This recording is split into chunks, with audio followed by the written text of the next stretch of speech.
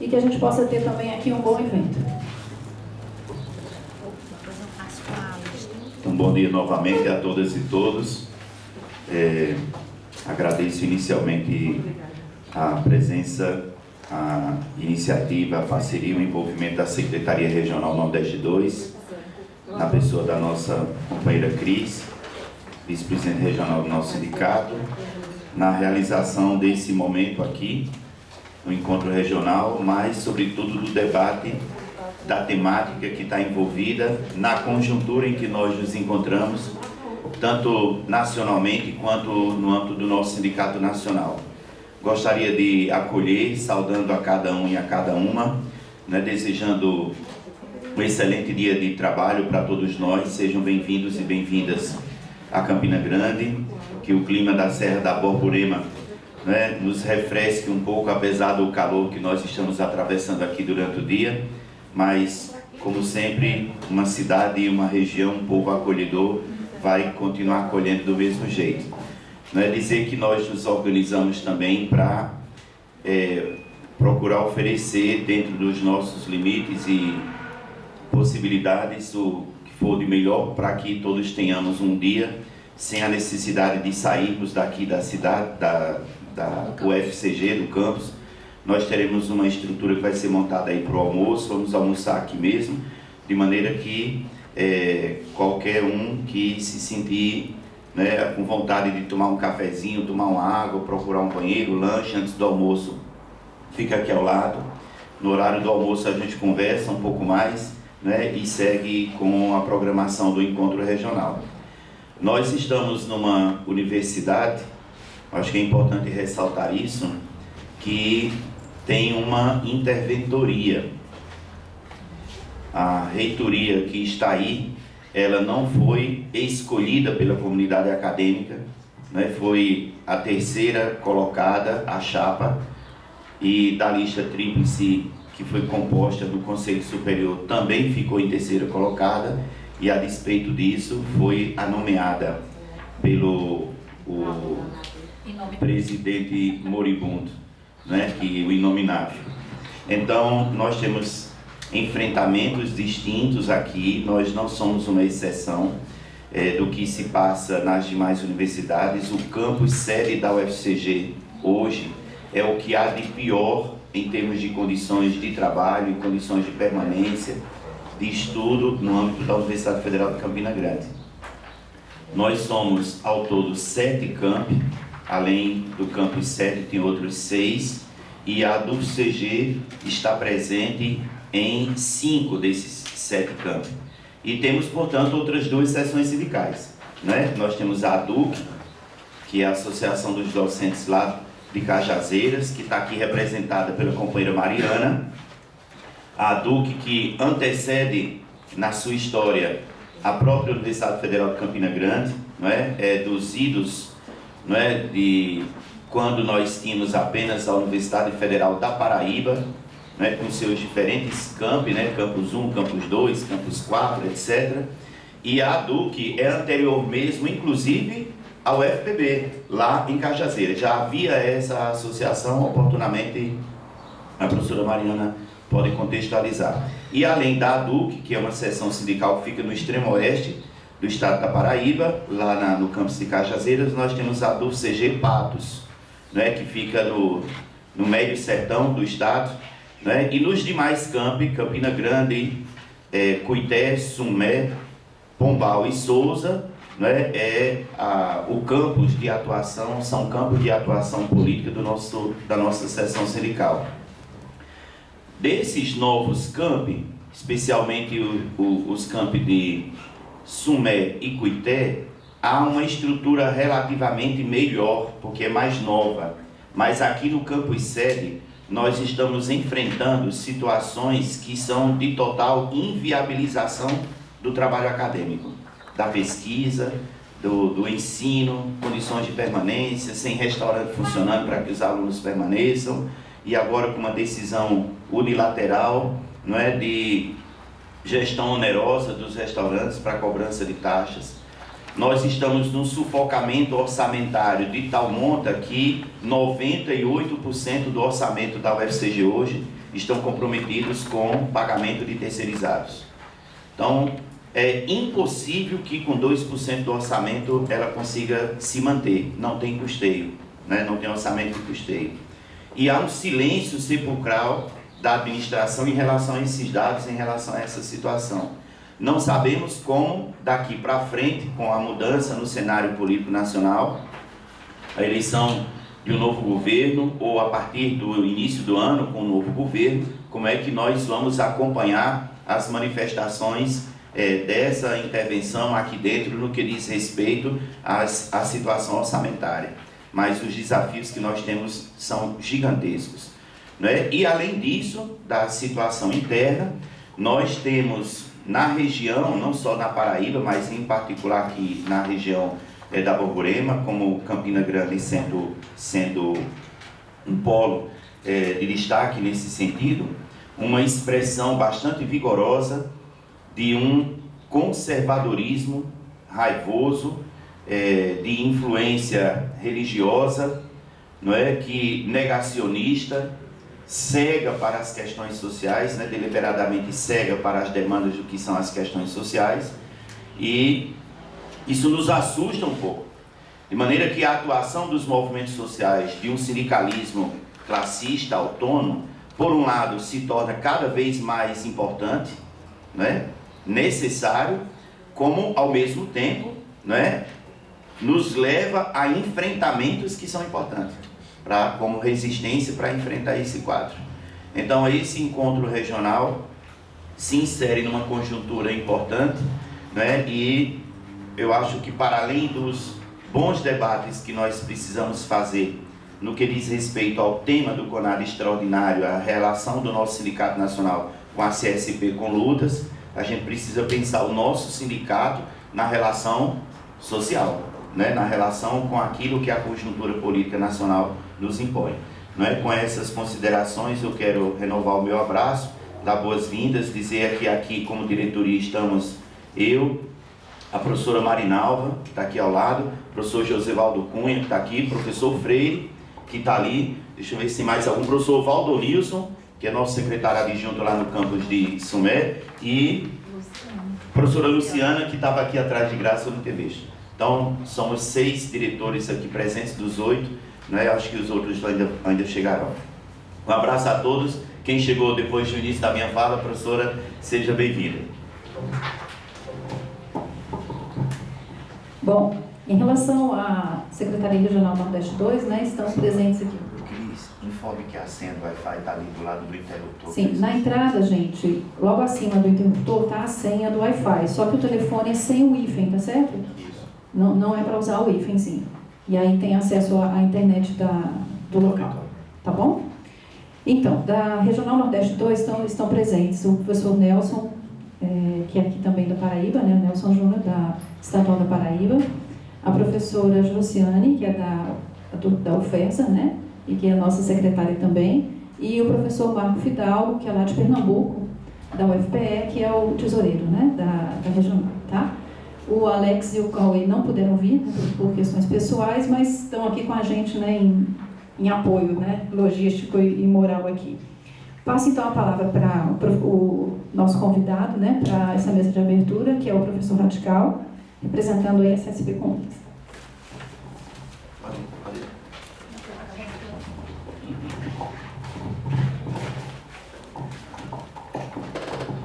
Bom dia a todos e todas, companheiros e companheiras.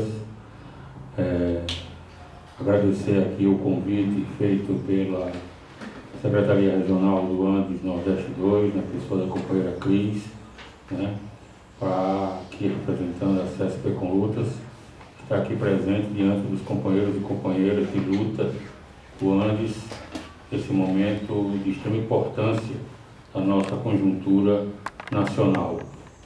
Antes de mais nada, só fazer um merchan, né? Nós estamos ali com a banquinha logo na entrada do auditório, vendendo algumas agendas de 2023, né? Que a companheira, a professora Marinalva, já adquiriu, né? E aí, quem tiver interessado pode ir até lá. Tem uma agenda de capa da negra aberta, porque as demais agendas têm o mesmo conteúdo interno, né? Então, quem tiver interessado, interessada, pode ir lá e é só vir falar comigo que a gente pode falar para qualquer pessoa o Pix e aí fazer o pagamento, né, dessa agenda, tá? Primeiro isso. Então, companheiros e companheiras, nós estamos vivendo um momento, como disse agora há pouco, extremamente importante da nossa conjuntura, né? Nós estamos há cerca de uma semana da eleição do novo presidente desse país, né? Eleito pela terceira vez para exercer seu mandato, presidente, o Lula, né? E, ao mesmo tempo em que ele é eleito pela terceira vez, nós assistimos uma série de movimentações em todo o país, de setores da extrema-direita, descontentes com a eleição do Lula e que se movimentam nas rodovias, na frente dos quartéis militares em todo o país, né? Defendendo nada mais, nada menos do que o golpe militar, né? Eles chamam nas suas palavras de ordem um negócio difícil de entender, né? Eles chamam intervenção federal. Eu não sei como é que o governo federal vai defender intervenção federal, né? Eu nunca vi um negócio desse, né? Nunca vi um negócio desse. O governo federal defender intervenção federal, né? Bom, mas aí qualquer professora de gramática talvez possa explicar isso para a gente, né? Mas na verdade não se trata de intervenção federal, se trata de golpe militar. É isso que eles defendem, né? Com Bolsonaro à frente, né? Mas isso já vinha se avizinhando há algum tempo, né? Especialmente no último mês antes das eleições, quando o Roberto Jefferson fez aquilo com os policiais federais na frente da sua casa. Aquilo já era um prenúncio disso que está acontecendo agora. Depois veio o episódio da Zambelli perseguindo com arma em punho no meio da rua de São Paulo o jornalista negro lá naquele episódio, acho que foi na véspera da eleição, né? E outros episódios de menor monta, mas esses particularmente foram os mais representativos, vamos dizer assim, disso que está acontecendo nesse momento, né? Para desespero de Bolsonaro e sua gangue, o cenário internacional não é favorável a eles, né? Porque bastou Lula ser eleito pela terceira vez, cerca de 90 países, inclusive da ultradireita mundial, reconheceram a vitória de Lula e saudaram a sua eleição. Países não apenas como os Estados Unidos, Reino Unido, França, Portugal, Espanha, mas países como Israel, Polônia, Hungria, ou seja, países da ultradireita que o bolsonarismo e Bolsonaro fazem questão de exaltar, né, como exemplos a serem seguidos por eles. Então, isso, a nível internacional, meio que está, desde o início, naufragando para eles. Além disso, ontem, não sei se muitos aqui devem ter visto, muitos devem ter visto, indicadores econômicos também têm favorecido esse início do futuro governo Lula, né? O dólar caindo, a bolsa subindo, né? O que também é um setor que, para um governo que está se preparando para tomar posse, né, também é um indicador favorável, né? Um terceiro fator que, para o governo eleito, não para nós, pelo menos nós não fazemos essa leitura, mas para o governo eleito isso também é um cenário favorável, é que a base bolsonarista no Congresso está se chegando para o governo que está pretendendo tomar posse em 1º de janeiro. Leia-se Centrão, né? Não sendo centrão. Hã? O centrão sendo centrão. Lógico, né? Não é à toa que a equipe de transição já propôs uma PEC para garantir o pagamento do auxílio emergencial de R$600, do novo salário mínimo, né? E de outras coisas mais, e que provocou profunda irritação no conterrâneo do companheiro Fred, Renan Calheiros, né?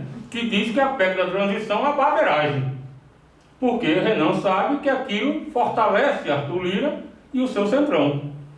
E Arthur Lira, evidentemente, diz: não, está tudo bem, está uma maravilha, porque isso vai favorecer não só o centrão, mas vai favorecer também a manutenção do orçamento secreto, que é isso que eles querem. Enfim, né? Esse é o jogo que está começando a ser jogado nesse momento, né? Saiu uma notícia de ontem para hoje, não sei se vocês viram, que vários empresários de vários setores econômicos foram até Lula pedir simplesmente isso, pedir a manutenção da reforma trabalhista, né? Da reforma trabalhista, e que Lula evite invasão de terra no seu futuro governo. Entre parênteses, leia-se que Lula mantenha os ataques aos trabalhadores. Fecha parênteses. Né? Em bom português é isso. Isso também é uma coisa que nós só vamos poder perceber com mais objetividade, né? A partir de 1º de janeiro, né? De 2023. Né? Por enquanto está tudo no plano da hipótese. Nós não podemos bater o martelo em nada, né? Enfim, e aí, companheiros e companheiras, por que eu estou falando tudo isso? Por que nós estamos falando tudo isso? Pegando o gancho que o companheiro Lisboa acabou de falar aqui, nós necessitamos, não para a partir de 1º de janeiro de 2023, mas já de agora, nós necessitamos construir ferramentas de luta da classe trabalhadora que coloquem para essa classe trabalhadora a imperiosa necessidade de se contrapor a possíveis ataques que essa classe venha a sofrer num futuro governo a partir de 1º de janeiro de 2023, certo? De forma classista, independente e autônoma. Nós precisamos construir esses instrumentos. Em São Paulo, me parece que foi ontem, foi feita uma plenária importante, chamada Plenária Aberta dos Movimentos Sociais, anteontem, não é isso? Que apontou para um plano de lutas para combater o golpismo que está nesse momento em marcha, né?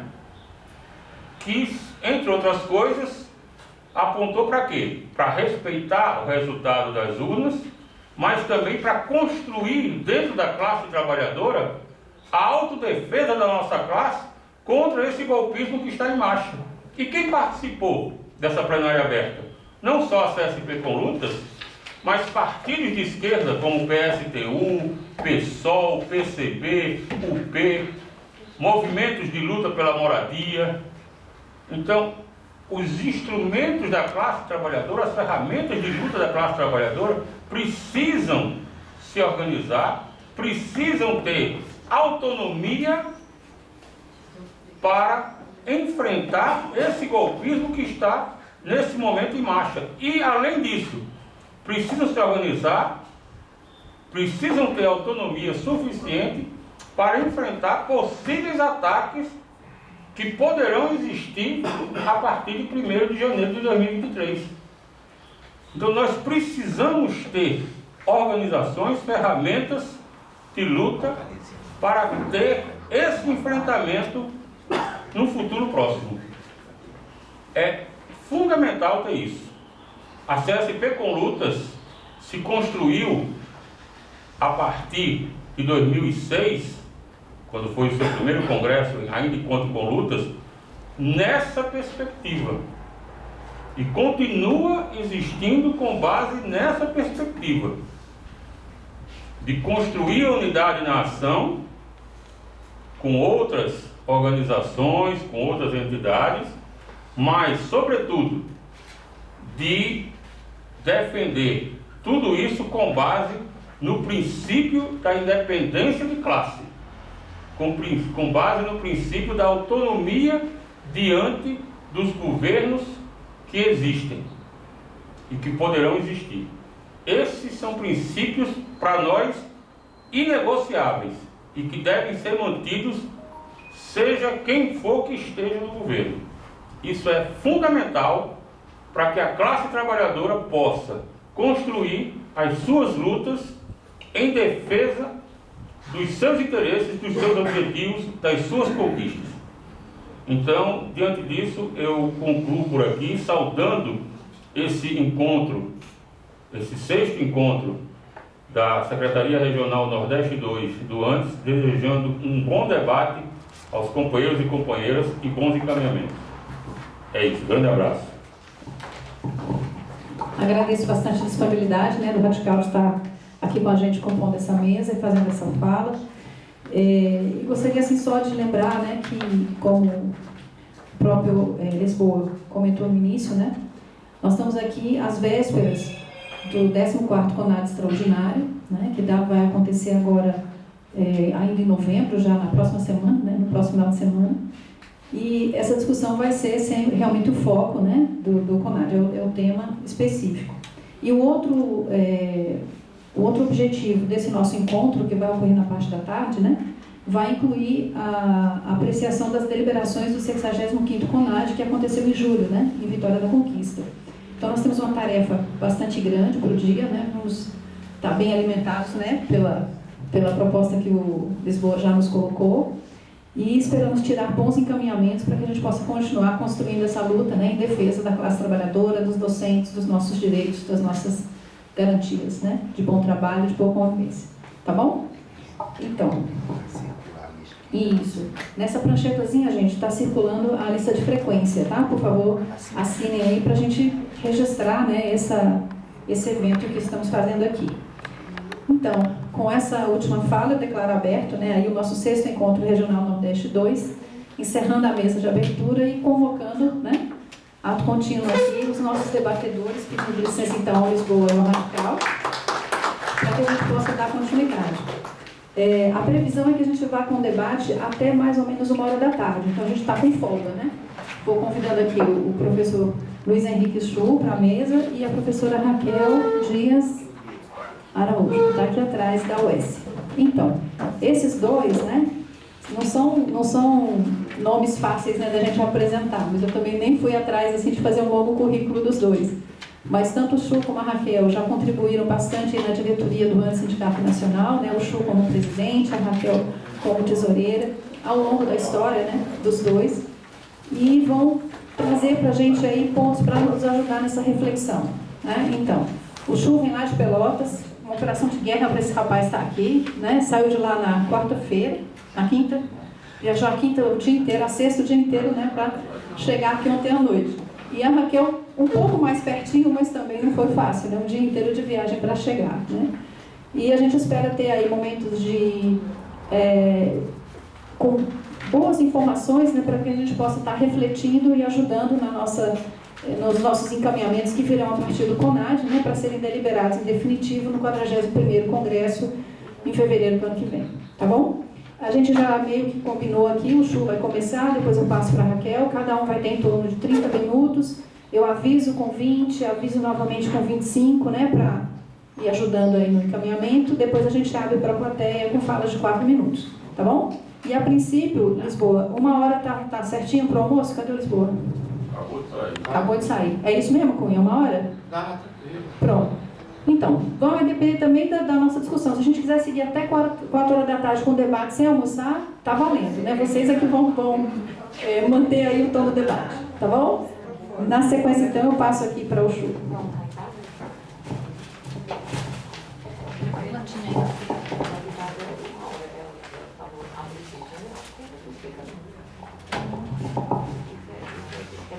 Ok, já nos vimos quase todos aqui na confraternização inicial do cafezinho. Quem ainda não pude abraçar aqui, um grande abraço e a satisfação de estar pessoalmente com vocês, nesse olho no olho, nesse rever, né? e nesse local aqui, nesse local histórico, não só pela brisa da Borborema, que o Cunha gosta muito de lembrar a gente, mas pelo caráter, pela história, pelo cerne, né? Do nosso Nordeste, do nosso sertanejo e sertaneja, né? Que orgulha tanto a quem pode ter esse contato. Na verdade, eu me preparei assim para a gente fazer uma conversa, né? Trazendo elementos que espero não sejam compreendidos como dogmáticos, ao contrário, como elementos para reflexão, elementos que têm aspectos dialéticos que nos iluminam as decisões difíceis que temos que tomar, especialmente nessa temática que já foi anunciada aqui e que tem sido, na verdade, tem sido pauta do Sindicato Nacional antes mesmo da sua criação. Eu acho importante a gente lembrar isso, porque os primeiros movimentos que se deram para a constituição de uma articulação nacional dos professores do ensino superior, eles coincidem, primeiro com luta, né, com o crescimento da luta no país, e coincidem com uma discussão a respeito do que é a organização sindical, o que é a organização classista, que instrumentos são esses que precisam ser construídas do campo dos trabalhadores, né? Naquele momento se falava ainda em romper com ditadura, em voltar a uma escalada de direitos, a possibilidade de conversarmos, a possibilidade de termos acesso à literatura, à bibliografia que era escondida naquele período. Final dos anos 70, nasce o Sindicato Nacional com base em greve. Olha só, greve, primeira articulação de greve nacional não vem da carreira docente, vem exatamente de um conjunto de docentes que entravam na universidade forçadamente por um projeto que era contrário à carreira docente. Eram os tais colaboradores, né, que, indignados de estarem ombro a ombro trabalhando na universidade, se viam como instrumentos de uma transição até do caráter da própria instituição que eles estavam trabalhando, né? Porque se aligerava, se rompia com a possibilidade de um projeto acadêmico de fôlego através de contratação provisória de docentes, o que se viu depois no final dos anos 90, novamente com os professores substitutos. Eu lembrava muito, quando terminou o governo FHC, que nós tínhamos em algumas universidades 45% de professores substitutos, mesmo tendo a carreira conquistada nos anos 80, uma semelhança muito grande com a inflexão e com a tática usada pelos militares ainda nos anos 70. E por que eu chamo isso agora? Porque naquele momento da constituição do ANES e da reorganização da classe trabalhadora, a polêmica que está aqui nessa mesa, que estará no CONAD, que estará no Congresso, ela já estava estabelecida. Como é que se organiza internamente as categorias, na relação com as demais categorias, num instrumento mais unificador nacional, com perspectiva internacionalista, uma ferramenta de luta classista, horizontal, com possibilidade de participação e de alternativas, né, na composição da direção, num país do tamanho do nosso, com as forças políticas e, de certa forma, com a falta de tradição política, embora nós tenhamos grandes emblemas da esquerda brasileira, falta de tradição política mais amadurecida nesse tipo de articulação.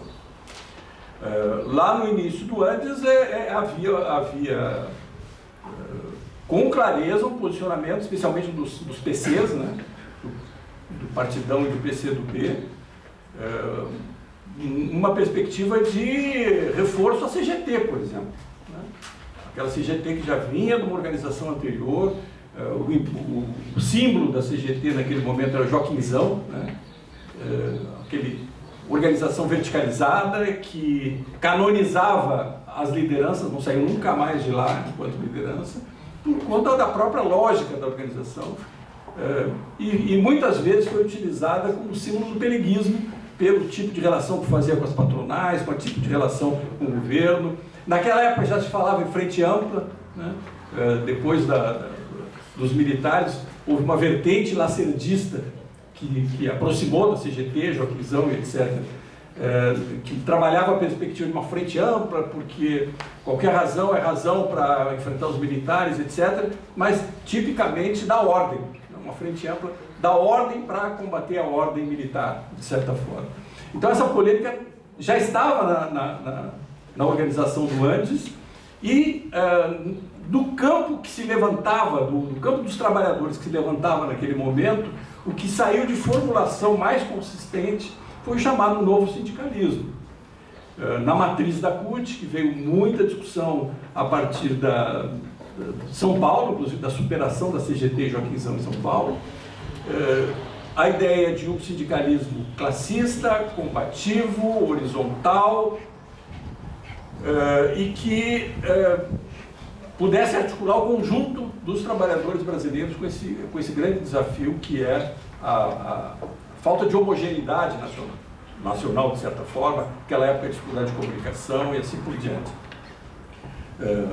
Polêmicas que foram solucionadas, na minha maneira de ver, especialmente na concepção do Andes, que foi majoritário na hora de definir como é que o Andes passa a existir, embora não pudesse ser sindicato naquele momento.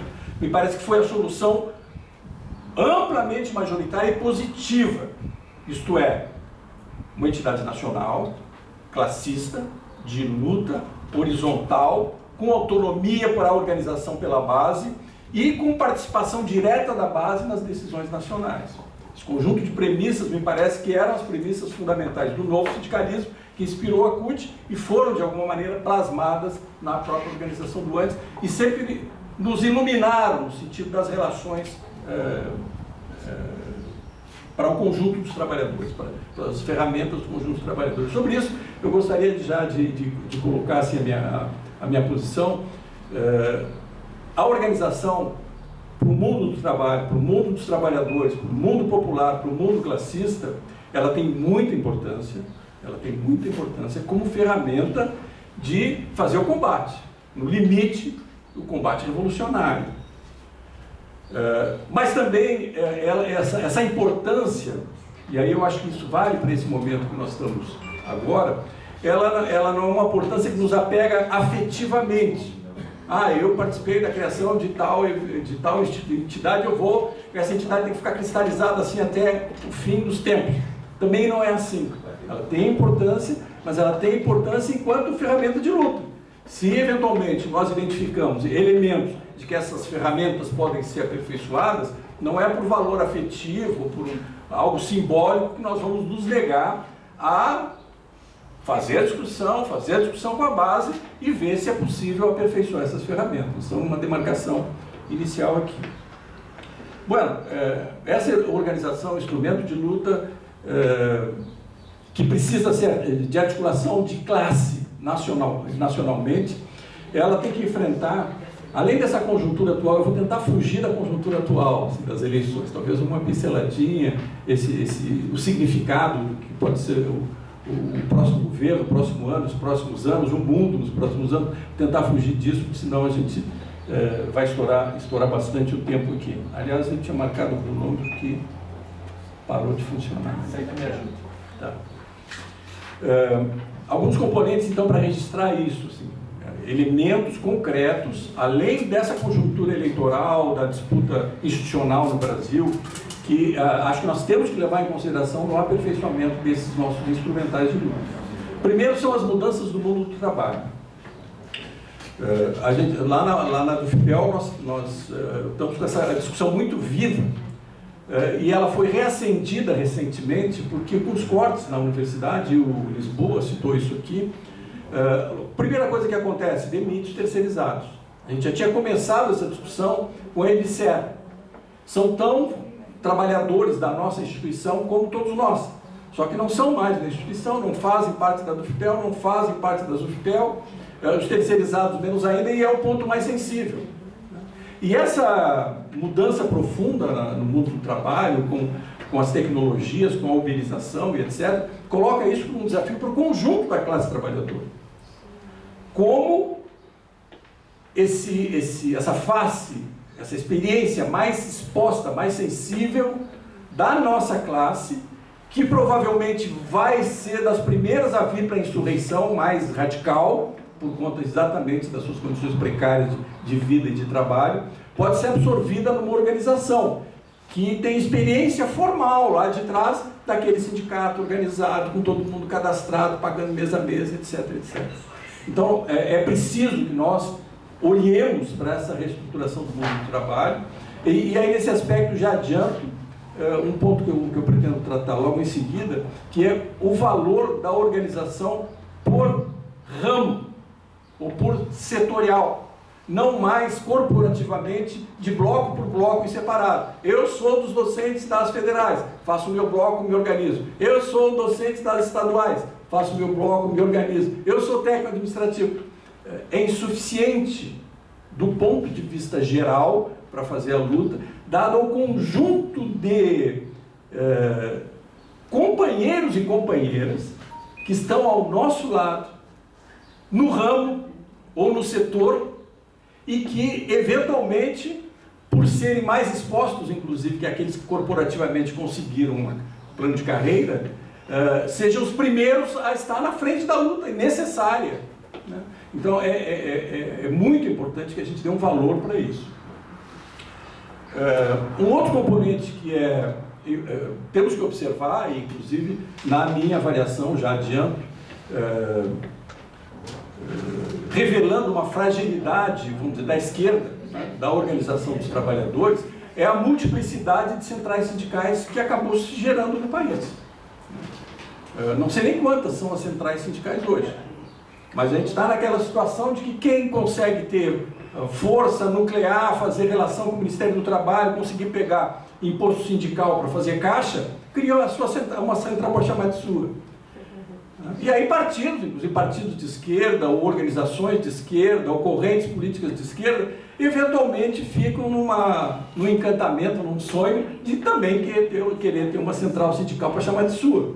Bom, isso rebaixa a política, rebaixa a perspectiva histórica estratégica de uma organização que deveria ser o mais amplo possível, né, com os cuidados de não confundir uma unidade programática, né, uma unidade organizativa, classista, de luta, né, com colagens menos programáticas, às vezes a título genérico, de frente ampla, etc., etc., como, por exemplo, eu acabei de citar o lacerdismo do início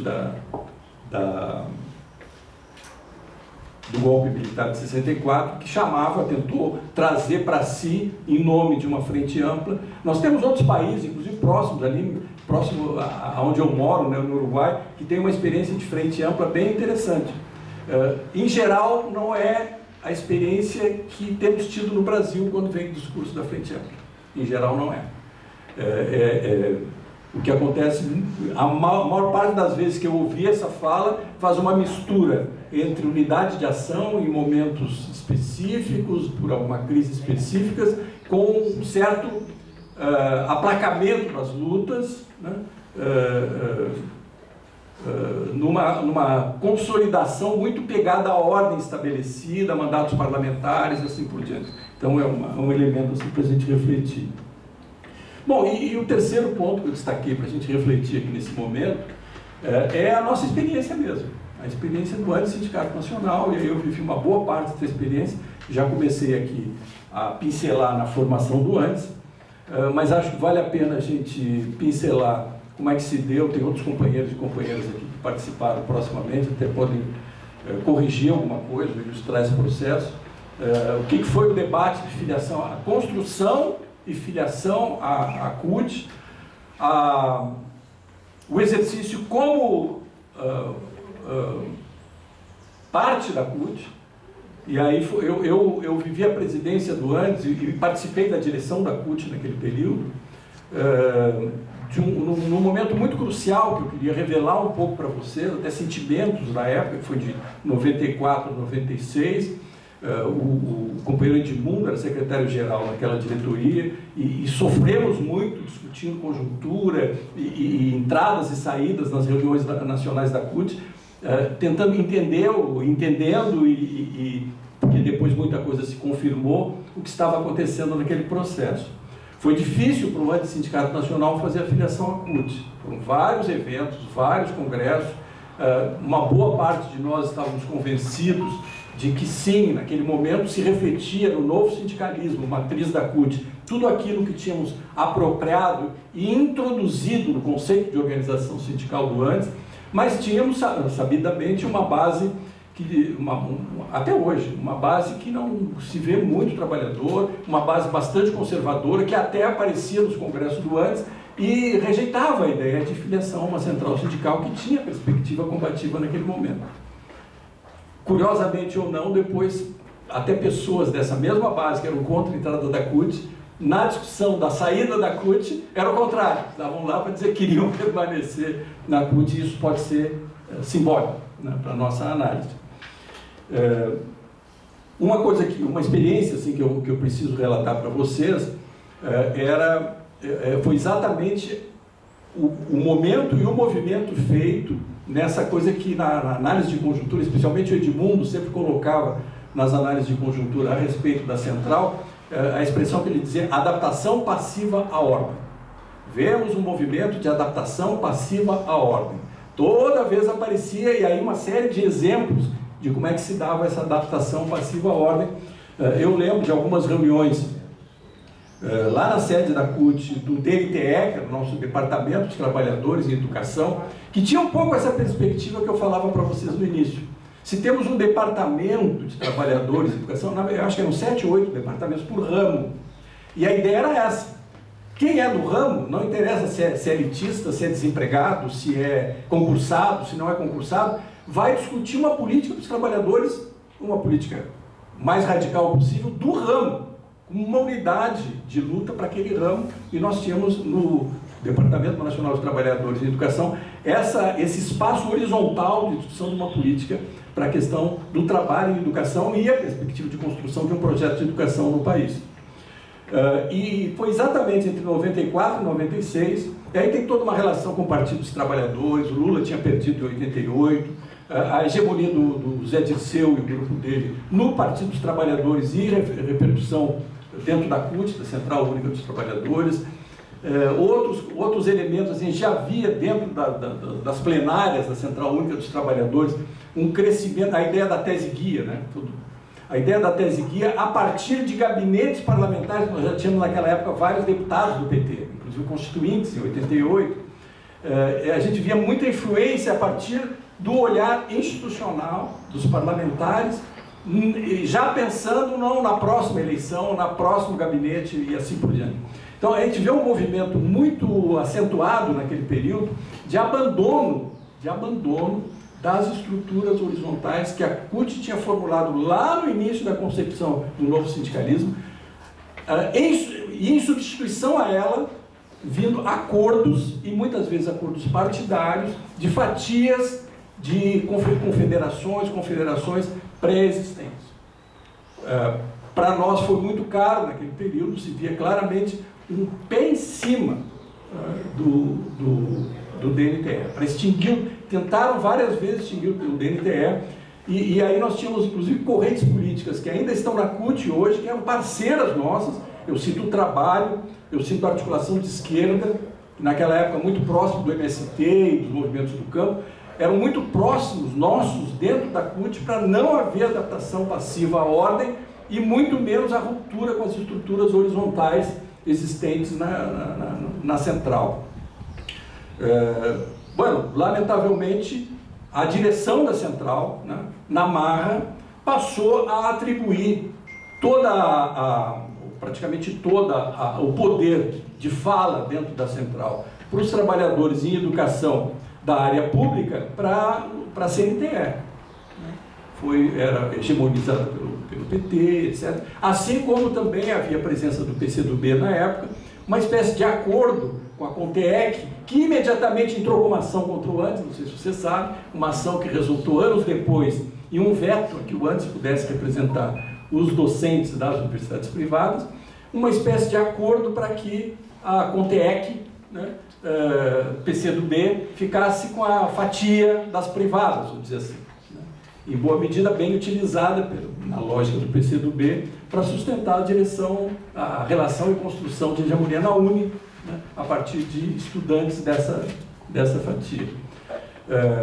Bom, se nós formos resumir esse processo, para nós vamos ver que se gerou, a partir desse 20 minutos, tá? abandono da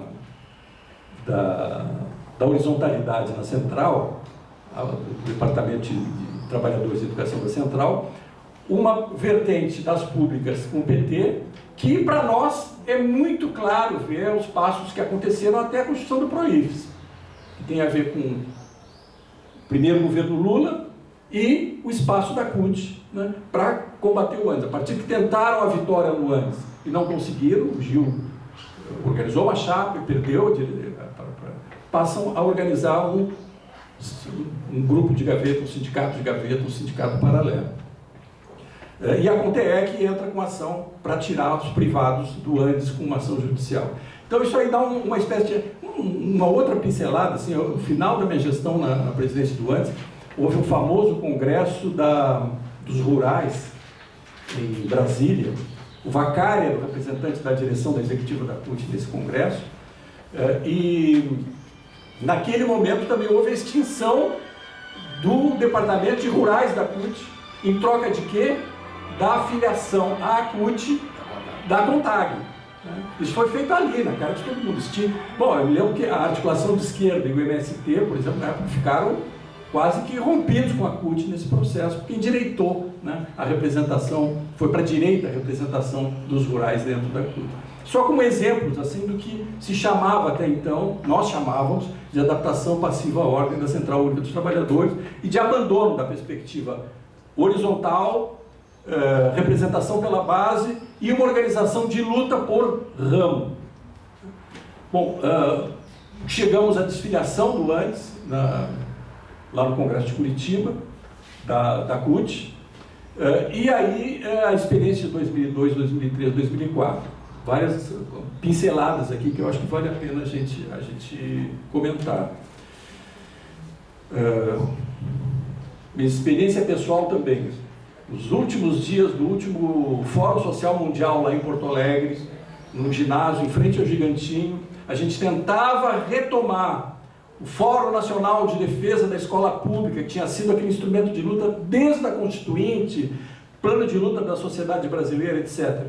E nós ouvíamos com toda a clareza da direção cultista da CNTE, da direção da UNE, isso aqui acabou, nós vamos para os fóruns, já tinha assumido o Lula, né, o primeiro governo Lula, isso aqui acabou, nós vamos trabalhar nas conferências de educação que o governo vai patrocinar, né, a ponto de que rapidamente, naquele período, tivemos que passar a constituição de força política para organizar os encontros nacionais de educação, para poder defender os 10% do PIB para a educação, defesa de verba pública só para a escola pública, porque o plano que tínhamos construído naquele grupo mesmo, que era o Plano Nacional de Educação da Sociedade Brasileira, abandonado na sua essência quando esses setores, nas conferências nacionais de educação, aprovavam planos nacionais de educação com verba pública para as privadas e assim por diante. E aí vários fatos assim, que vêm à memória. Ainda no governo do FHC, quando o Vicentinho vem aquela reforma da Previdência do FHC, o Vicentinho diz, não, deixa lá, vamos deixar passar porque tempo de serviço é mesmo que tempo de trabalho. Foi um escândalo na época, já era um abandono dos direitos dos trabalhadores, e a gente sabe que o que repercutiu depois trocar tempo de serviço por tempo de contribuição, né? E aí, no início do governo Lula, um outro elemento que foi uma cajadada foi aquele Fórum Nacional do Trabalho que foi criado, o Gerdau, o gaúcho lá que meio hegemonizava o debate lá e claramente encaminhava para a reforma trabalhista, que agora volta, né? Agora volta, os empresários dizem, tem que continuar a reforma trabalhista. Pois nós estupefatos, assim, até pouco tempo éramos da CUT, aí está a CUT, a direção da CUT sentada no Fórum Nacional do Trabalho com os empresários, fazendo acordos para diminuir os direitos trabalhistas. É uma inflexão clara, assim. Aí já não era mais adaptação passiva à ordem, era ajudar a gestão da ordem capitalista na retirada dos direitos dos trabalhadores. Bom, e aí nessa perspectiva vamos para a Lusiânia, né? Não é possível, e passa a se articular então um fórum de lutas, uma coordenação nacional de lutas que botou o time em campo, passou um tempo com um congresso de trabalhadores, com 8, 10 mil pessoas, e constitui, institucionaliza como uma central sindical e popular. Nesse aspecto, já vou pulando assim para o final, eu acho que nós temos que passar então para um balanço atual, que é o que pede aqui. Vários setores, mesmo dentro do Andes, muitos deles, aqueles que lá no início já eram afim da CGT e não queriam saber de novo sindicalismo, não queriam saber de que o Andes tivesse o tipo de estrutura que tem, queriam uma confederação e assim por diante, passaram a não se afastar desse processo. Por dezenas de eventos nacionais do Andes, nós decidimos, vamos para os estados, vamos para as cidades, vamos construir, vamos nuclear, vamos para a base, e setores, mesmo dentro do Andes, porque rejeitavam essa perspectiva, nunca trabalharam nesse processo de construção. E a gente vê muitas vezes que esses setores agora não se expandiam o suficiente, não se enraizou. Porque foi um dilema realmente a saída da CUT.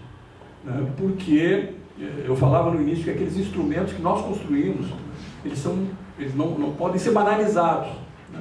Especialmente, mesmo considerando aquela inflexão da CUT, a massa de trabalhadores, lá na base, lá na minha cidade, os companheiros que estão na rua com a gente, têm expressão na CUT. Então é um movimento difícil. Tu tem que ter elementos de análise que se digam, não, foi feita uma mudança nessa estrutura, nessa organização, que é irrecuperável. Não é porque eu perdi que eu vou sair. Não é porque eu sou minoritário nesse momento que eu vou sair. Ou que eu vou passar a desgastar a organização. Especialmente se tem trabalhadores lá. A perspectiva é outra. Foram feitas mudanças, encastelamentos, mudanças estruturais que abandonam a fórmula original e tornam cristalizada, canônica, imutável, essa perspectiva não classista de adesão à ordem. Então seria um momento, foi a avaliação que fez de construir uma outra ferramenta. E não é o que nós encontramos hoje, na minha avaliação. Evidentemente, nós temos uma observação que tem que ser analisada criticamente a respeito da nossa organização enquanto antes e da nossa relação com a Central, sem dúvida. E a própria Central. Eu tenho participado, nesse período da pandemia, mesmo virtual, nas reuniões ampliadas da coordenação da CSP com lutas, e, evidentemente, ela é muito menor do que necessitaria ser para fazer o enfrentamento que nós precisamos nessa conjuntura passada, presente e certamente futura, que a primeira coisa que nós vamos ouvir é que nós vamos ter um governo em disputa. Então vamos acalmar aí, porque o governo em disputa a gente precisa dar uma força lá para a nossa ala de dentro do governo e acaba, de novo, passando a ser pacificado por essa expectativa institucional. O desafio é muito grande. Mas eu vi nesses eventos motoboy, Uber, eu vi movimento radicalizado, quilombola, eu vi movimento radicalizado de negros e negras, de mulheres, de atingidos por barragens, de periferia urbana, além do setorial de educação, setorial público, do serviço público que a gente participa adiante. Então eu identifico, embora essa constatação de limitação de tamanho, de volume na possibilidade de construção de luta e de inserção, especialmente em alguns estados, a perspectiva classista e de luta ali colocada. E ampla. Essa perspectiva do sindical e popular com muita expressão. Já tivemos, me parece, mais expressão do movimento estudantil, nesse momento deu uma cambalhada, mas eu vejo isso lá. Há aperfeiçoamentos, sem dúvida, necessários, né? Sem dúvida necessários. Se há um dos limitações, eu vejo, de amadurecimento político na nossa esquerda brasileira, é a ideia do hegemonismo. Eu já falei aqui, todo mundo quer ter uma organização para chamar de sua, e aí vai tentando cristalizar. Nós precisamos, dentro da CSP com Lutas, discutir seriamente com a companheirada. Tem maioria, quem tiver maioria, tem maioria. E nós vamos trabalhar desse jeito, companheiros, né? Mas é preciso, vou encaminhar para o final, mas é preciso que nós tenhamos um instrumental interno muito mais aperfeiçoado do que temos, para não transformar uma das qualidades da Central Sindical e Popular em um problema. Qual a qualidade? Nós, além de sindicato, nós temos movimentos sociais, nós temos oposições, nós temos todo tipo de perfil. Bueno, mas se isso não está bem regrado, e eu tenho o controle central da coisa, eu constituo um quórum artificial, porque a oposição sindical pode ser nós dois, pode ser outros três, assim como a questão financeira. Cunha foi do Conselho Fiscal da CSP, pelo menos 2 gestões. Então tem que ter transparência, como nós já tivemos, né? Temos que saber para onde está indo o recurso da Central. Em muitos estados tem muita debilidade, a Central tem muita debilidade, às vezes por questões locais, às vezes por questão de falta de investimento. Na questão internacional, eu acho que nós temos um problema também, porque a maior parte dos setores organizados dentro da Central não tem um grande debate sobre a questão sindical. Então, em muitos momentos, nós percebemos um alinhamento automático do grupo majoritário com a sua relação internacional, e especificamente a Convergência Morenista, PSTU, com a LIT, né? Que a gente já teve problemas sobre isso, né? Até, às vezes, é até de entendimento, mas não é possível que a gente vá fazer um alinhamento internacional, independentemente da conjuntura, sem um certo enraizamento no grupo que está ali a esse respeito. Então, eu acho que é um conjunto de movimentos para fazer, mas estou convencido, e aí finalizando, convencido de que nós temos um espaço de construção aí. Há vários setores dentro do Andes, com perspectivas diferentes, cada um do outro, para propor a saída da Central. Como eu já falei, alguns, desde o início eram contra, outros porque eram nossos companheiros de luta dentro da CUT, mas na hora de fazer o balanço crítico da CUT, acharam melhor não sair e lá permanece, né? Aí eu destaco o trabalho, né? Destaco a articulação de esquerda, por exemplo, eram companheiros nossos na crítica à CUT, a crítica à adaptação passiva à ordem, mas na hora acharam que tinham que permanecer, e hoje... E tem uma boa parcela não politizada, às vezes até de direita, que não quer saber de central nenhuma. Então, a avaliação é que nós precisamos continuar aperfeiçoando, especialmente em relação ao 2023. Em relação ao 2023. Não podemos cair no vazio em 2023, por conta da cantileira do governo em disputa, que aí não tem mais luta, que vamos deixar para ver, vamos deixar o homem trabalhar, aquela coisa que a gente já viu. Os fóruns institucionais, etc. Estou convencido de que nós precisamos fortalecer o Andes nessa discussão e fortalecer a CSP com Lutas nessa discussão, e me parece que, especialmente nessa conjuntura, fortalecer um é fortalecer o outro, e fortalecer o outro é fortalecer o um. E aí a conclamação para que nós analisemos todo esse quadro, tenhamos o nosso instrumental crítico, mas continuemos na perspectiva, pelo menos na conjuntura que temos pela frente, de construção e aprofundamento e ampliação da capacidade de luta da Central, que é de luta, que é classista, que com todos os defeitos e com toda a sua limitação de tamanho tem colocado o bloco na rua. Obrigado.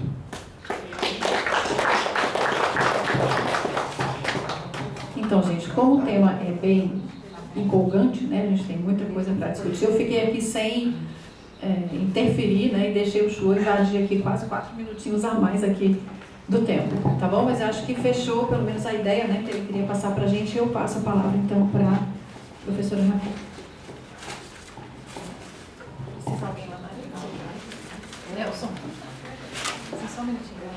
Eu queria só registrar também a presença do professor Mauri, que é da casa, né? Mas também é diretor nacional e está aí participando com a gente do debate. Olá, bom dia a todas, todos e todes. Gostaria de fazer aqui uma saudação a Cris, né, representando a primeira vice-presidência, né, da Regional Nordeste 2, agradecer o convite, né, para participar aqui do 6º encontro da Regional Nordeste 2 e saudar os diretores, né, da Regional Nordeste 2 presentes, saudar aqui o Lisboa, presidente da seção sindical, e também em nome dele as diretoras e diretores da seção sindical.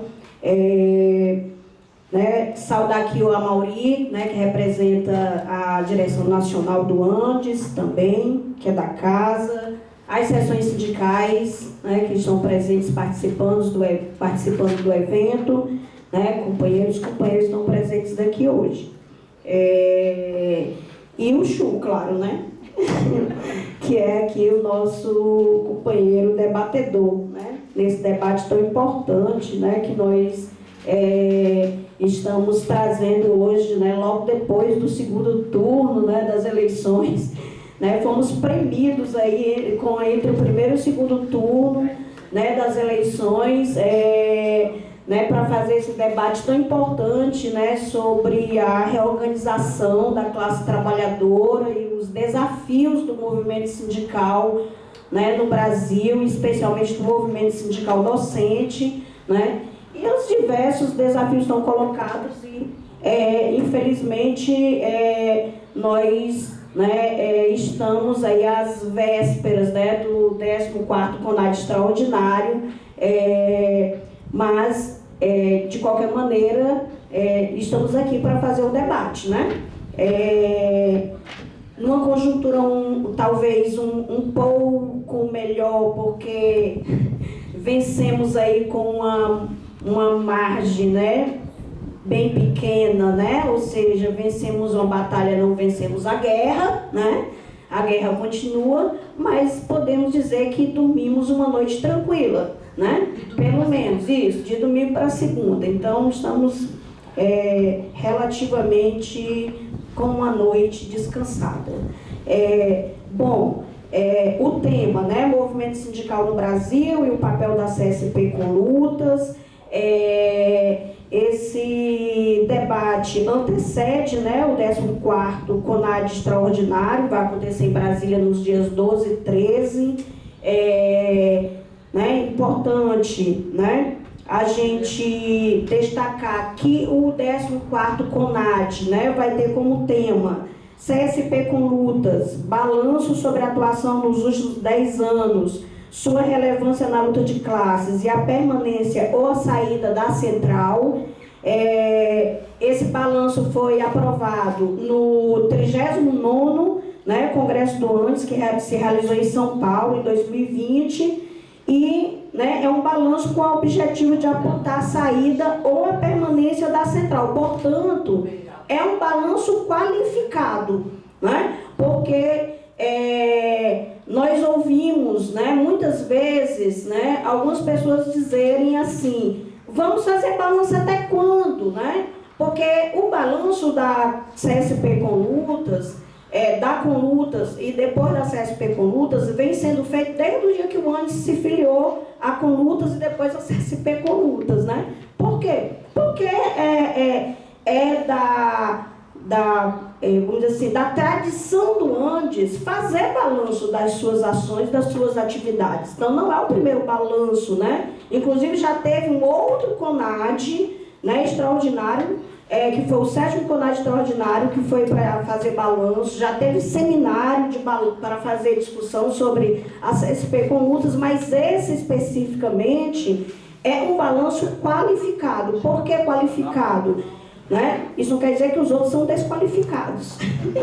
Quer dizer que ele é um balanço para apontar, né, a saída ou a permanência, qualificado nesse sentido. Então, esse balanço é diferente, né? Então isso é importante de se dizer. Nenhum outro balanço antes tinha esse objetivo, né? Eram balanços no sentido de apontar o aprimoramento, avaliar como que estava a atuação do ANDES na CSP com lutas, a consolidação, enraizamento, né, apontar melhorias, como a gente poderia contribuir nessa consolidação, etc, etc. Agora não, é para apontar se a gente vai permanecer ou se a gente vai sair. Então, balanço qualificado nesse sentido, né? Importante dizer que no 39º Congresso, né, o ANDES, a direção nacional do ANDES, apresentou um balanço crítico da atuação e condução, né, da CSP com lutas durante o 4º Congresso que aconteceu em 2019. Então, tem um longo balanço crítico apresentado tanto no texto de conjuntura e movimento docente de conjuntura, quanto no texto apresentado pelo GTPFS, que eu vou voltar a esse tema depois. Então, esse balanço que aparece, que a direção nacional, por exemplo, traz um caderno de textos, né? Eu aqui não estou representando a posição da direção nacional, claro, mas eu queria trazer esse elemento, que eu acho que é um elemento importante, né? Quando lá em 2019 já aparecia nos textos da direção nacional, né? Eu aqui estou representando a posição do coletivo ALB, que não é também uma posição homogênea dentro do nosso coletivo. Há posições que defendem, por exemplo, a permanência, mas são posições minoritárias, portanto, estou representando aqui a posição, né, majoritária do nosso coletivo, que é a posição pela saída. E aí eu vou apresentar ao longo da minha fala quais são os argumentos que a gente traz aqui, né? Como o debate tem um foco, né, que é discutir esse balanço ao longo dos 10 anos, né, e o Chu,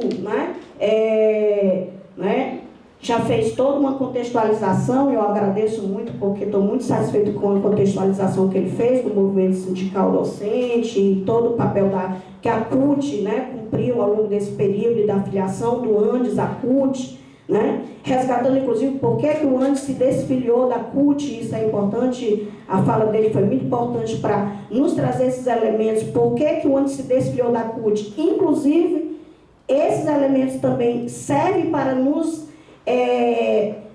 para sustentar a nossa argumentação, por que a gente não deve voltar para a CUT, né?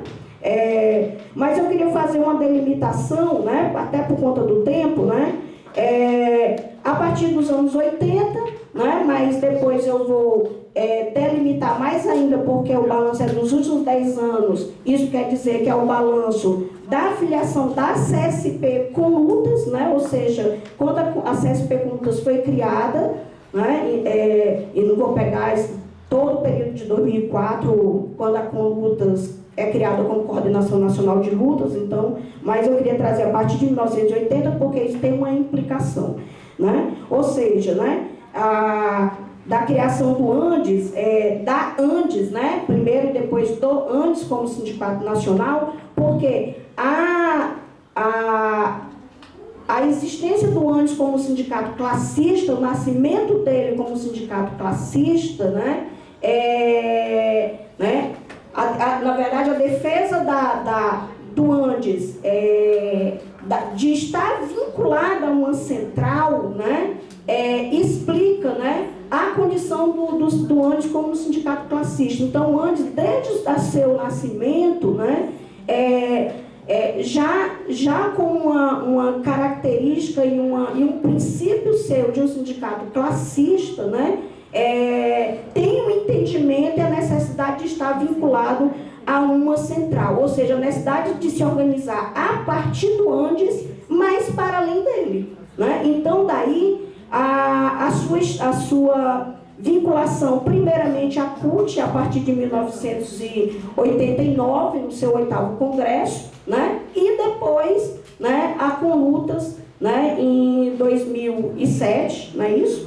Aqui, né, em Campina Grande. 2007 aqui. E Campina Grande, né? E em 2011, a CSP com lutas. Então, essa vinculação à CUT, depois a Conlutas e a CSP com lutas, está na base, né, da compreensão, do entendimento do ANDES como um sindicato classista que precisa se organizar a partir dele, mas não só a partir dele, mas para além dele, né? Ou seja, de um sindicato que é representativo de uma categoria docente, mas também de um sindicato que é representativo de um setor da classe trabalhadora. Então isso é importante da gente colocar. Então a década de 80, né, ela vai ser uma década profícua, né, no que se refere às mobilizações sociais e que vão dar origem, né, ao nascimento do PT, ao nascimento da própria CUT, 1980, 1983, e é nesse contexto que a gente vai ter o nascimento, né, da ANDES como associação, primeiro em 1981, posteriormente, depois da promulgação da Constituição Federal, do nascimento do ANDES como Sindicato Nacional, né, em novembro de 1988. Né? E aí, após a criação do ANDES Sindicato Nacional, a sua filiação à CUT em 1989. Né?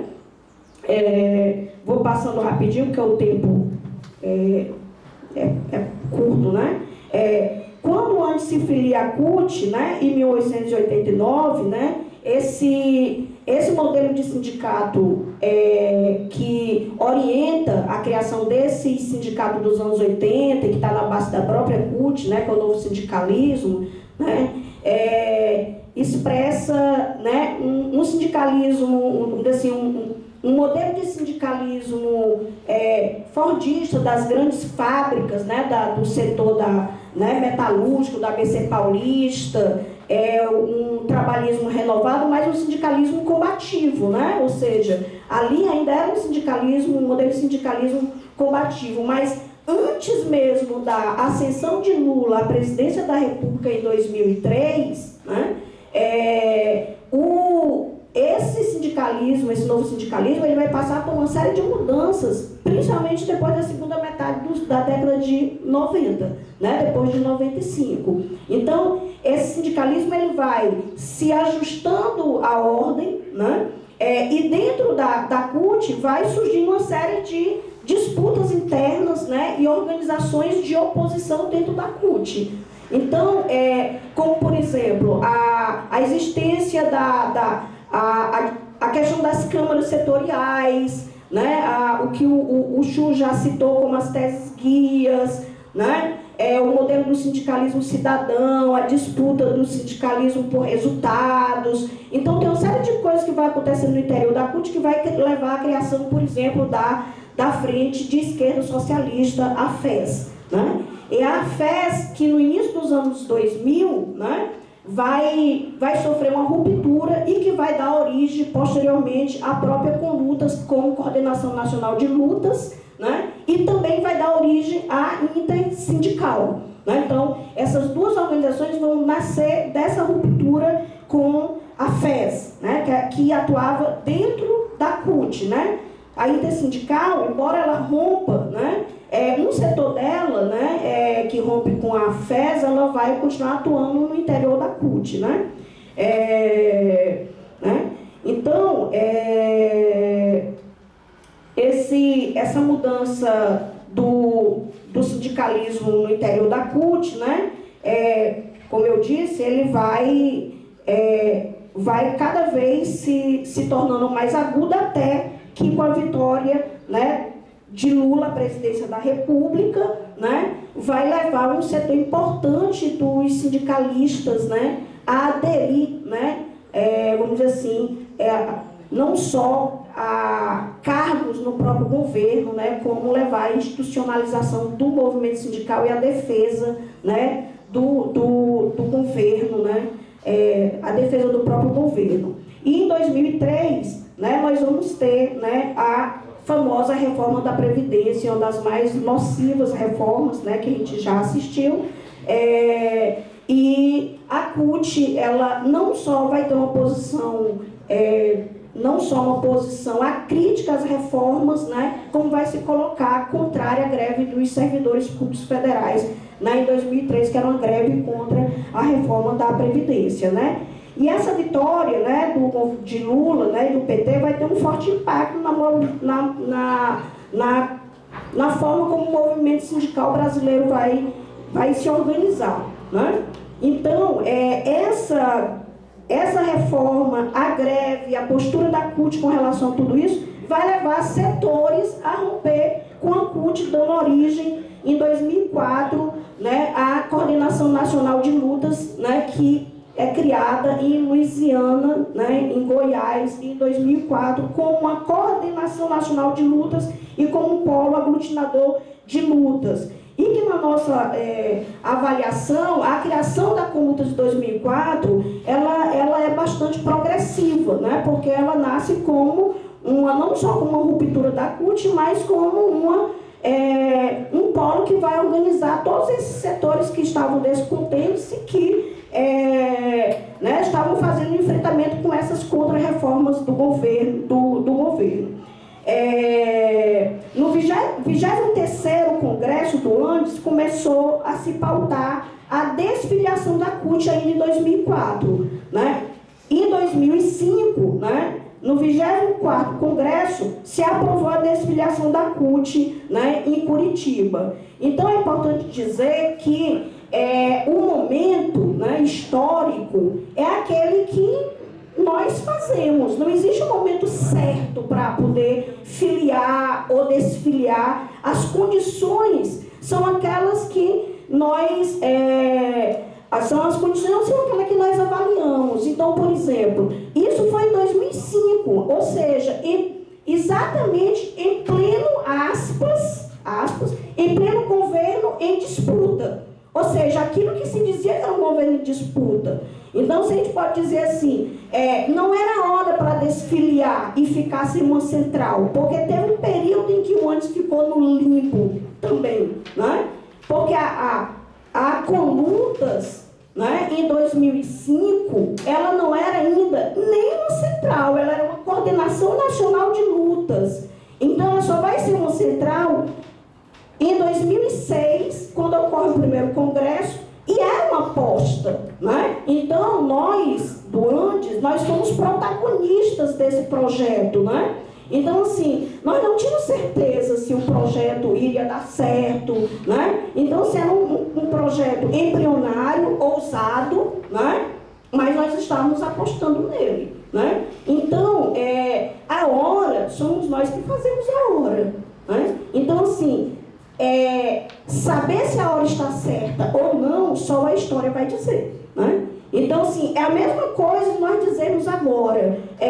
Em 2023, em pleno início de um governo em disputa, não é a hora de desfiliar. Mas lá em 2005 era a mesma coisa, né? Só que era o contrário, a gente estava desfiliando da CUT para filiar uma nova central que não existia, né?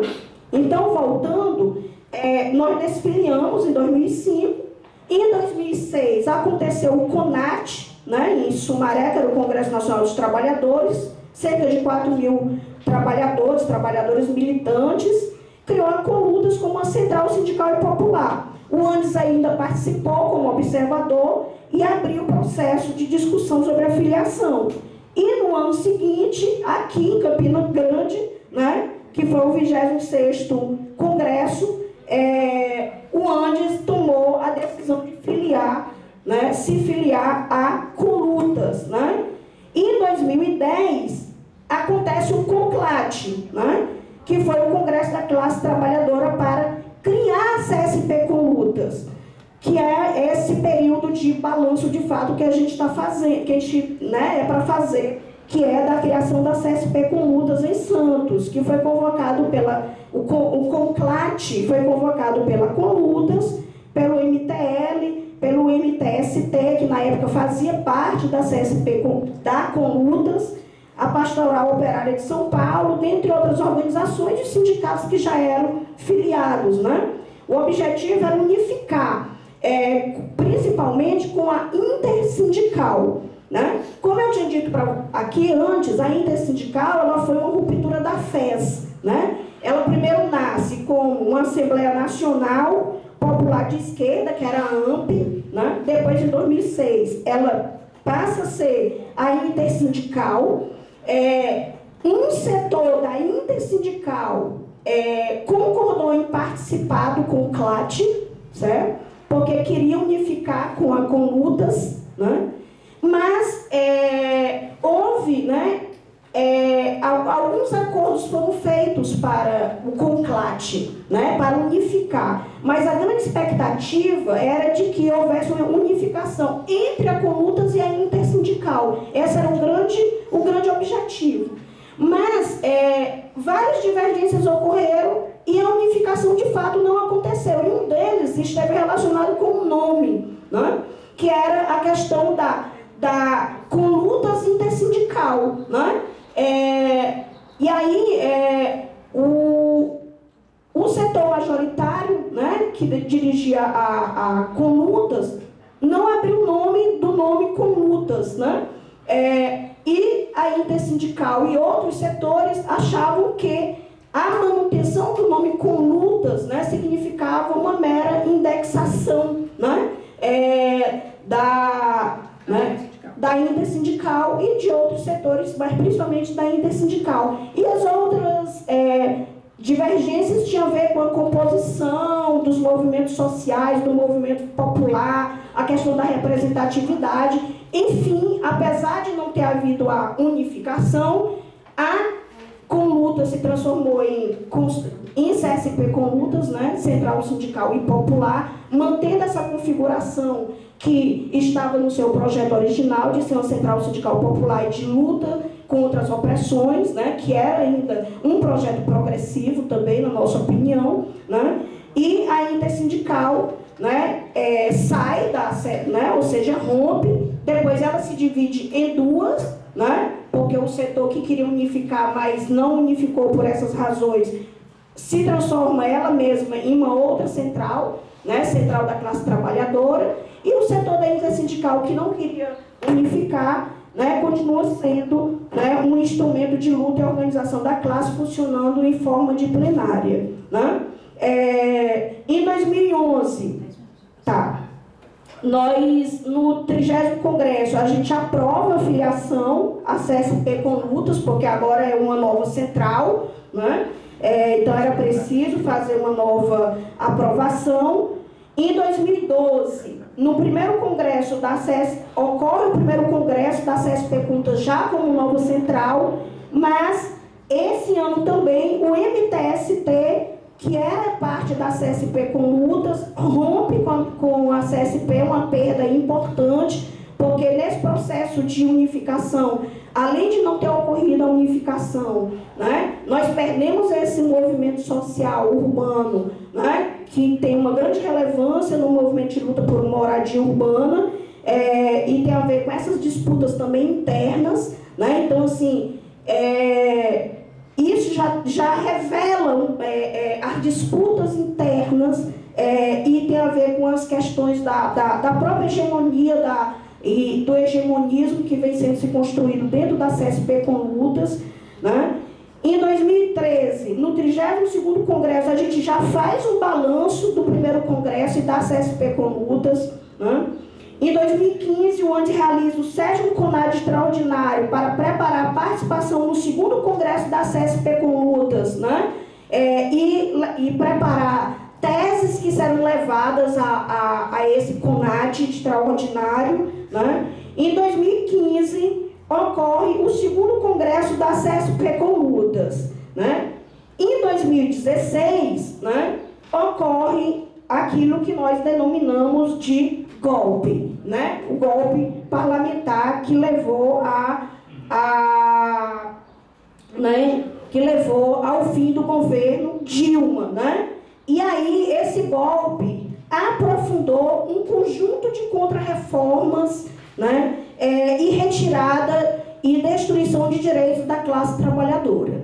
A partir desse momento, né, as contradições no interior da CSP Conlutas também foram se aprofundando, né? Por quê? Porque há uma série de análises no interior da CSP Conlutas, né, que não corresponde, né, na nossa opinião, à própria realidade, né?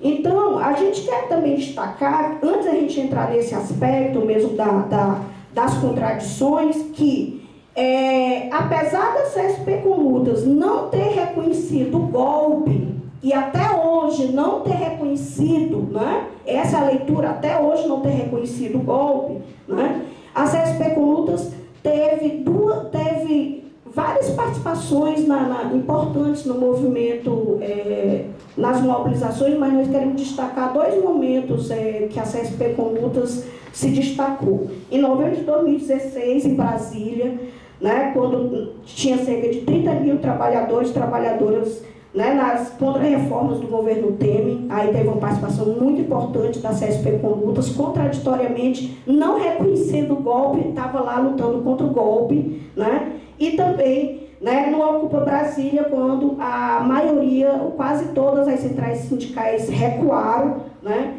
em 2017, e a CSP com Lutas praticamente funcionou, né, agiu como um escudo, né, lá no Ocupa Brasília. Então, acho que é importante fazer esse registro, né?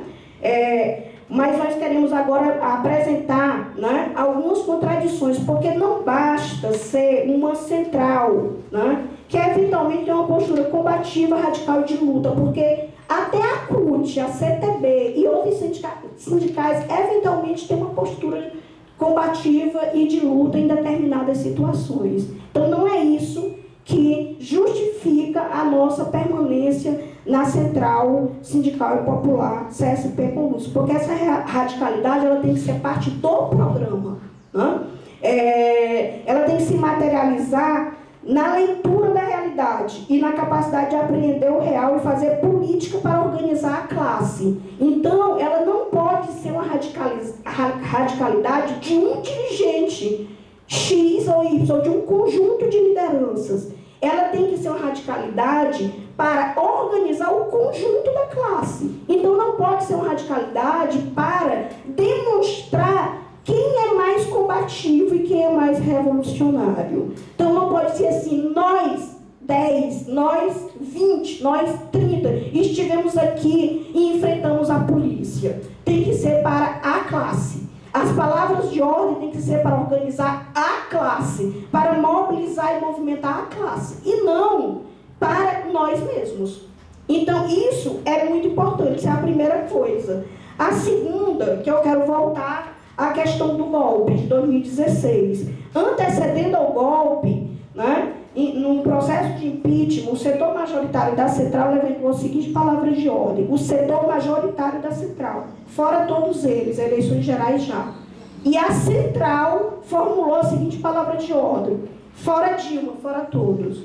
Certo? E antecedendo o golpe, convocou um ato isolado, no dia 1º de abril, quando todas as forças políticas chamaram para o dia 31 de março, com a seguinte chamada: em defesa das liberdades democráticas e dos direitos. E a Central chamou um dia antes, sozinha, com o título: chega de mentira e fora todos.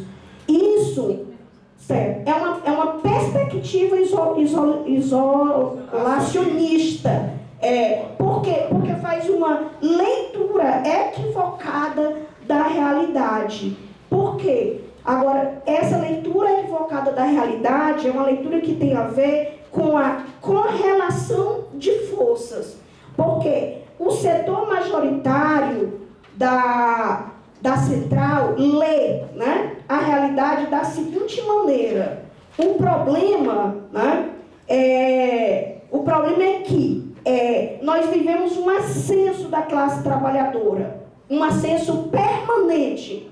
E todas as lutas têm esse sentido, mesmo as lutas reacionárias. Inclusive, o impeachment da presidente Dilma foi progressivo. Por isso que não foi considerado um golpe, até hoje não foi reconhecido como um golpe. A classe trabalhadora derrubou a presidente Dilma.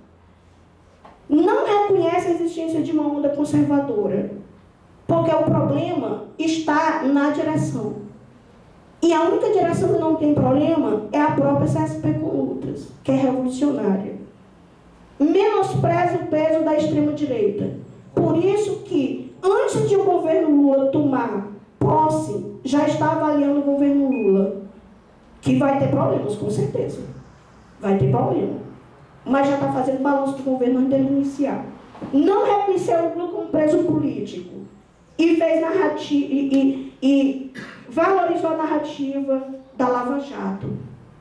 Então, companheiros e companheiras, é esse balanço que nós precisamos fazer. Então, da mesma forma que a gente rompeu com a CUT, porque conciliou com o governo de classe, fez conciliação de classes com o governo Lula lá atrás, nós hoje estamos defendendo a desfiliação da CSP com lutas, porque esta avaliação que o setor majoritário da CSP com lutas faz, certo? Não nos ajuda a mobilizar a classe, nem para fazer enfrentamento com o futuro governo de conciliação de classe, nem para enfrentar a extrema-direita. Por quê? Porque nós ganhamos a batalha, mas nós não vencemos a guerra. E nós precisamos enfrentar a extrema-direita. Porque a extrema-direita tirou quase 50% de votos nessa eleição e está organizada. Então a luta não é só contra a conciliação de classe. A luta é contra a extrema-direita e a disputa ideológica contra o fascismo, contra a extrema-direita será extremamente necessária. E a CSP com lutas hoje é uma força residual que não consegue organizar setores proletarizados, operários, populares, porque esses setores que ela organiza dentro da CSP com lutas é do tamanho da cutícula do meu dedo, da minha unha. Então, menos, companheiros. Certo? Foi progressivo, mas hoje não é mais. O que vamos fazer? Depois a gente discute isso, uma coisa de cada vez. Uma coisa de cada vez. Tá certo? Então a gente vai discutir para onde a gente vai. Certo? Com certeza nós precisamos discutir para onde a gente vai. No momento a gente precisa discutir o que fazer agora. E fazer agora é desfiliar da CSP com lutas, porque não está ajudando na nossa organização, está atrapalhando.